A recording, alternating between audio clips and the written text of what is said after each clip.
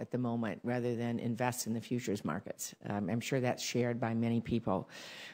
Should futures commission merchants be allowed to hold customer money, or do we need to seriously look at an alternative custodial arrangement?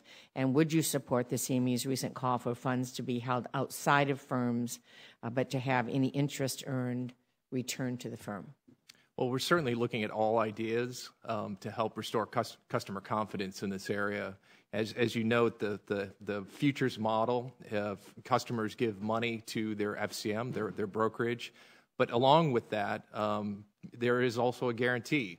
The FCM is guaranteeing those customers, and so the FCM has skin in the game as well to make sure that the customer's funds are properly invested and that there's due diligence there as well. So if we take the FCM and move the customer money just up to the clearinghouse and don't allow the FCMs to do their own risk management, because of this guarantee, they simply become insurance companies, passing that money through.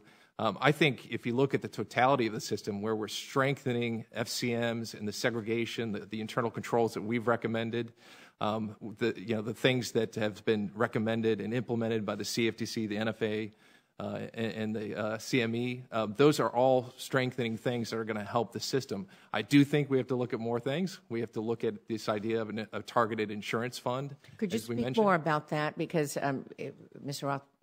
Rowe talked about having an insurance-type mechanism, and how do you feel about that? Well, this is something I think we're actively considering, and whether, as Mr. Giddens in his report said, 78% of his customers' $100,000 insurance fund may have covered that. So that's, I think, something that we have to look at. But as has been noted, there are serious costs that may go with these insurance programs that we have to consider.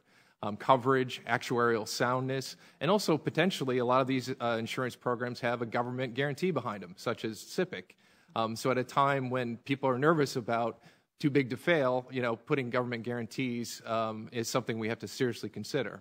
So certainly we're going to be looking in the coming weeks at insurance options. We think it may be something we can look at, but we'll come back to this committee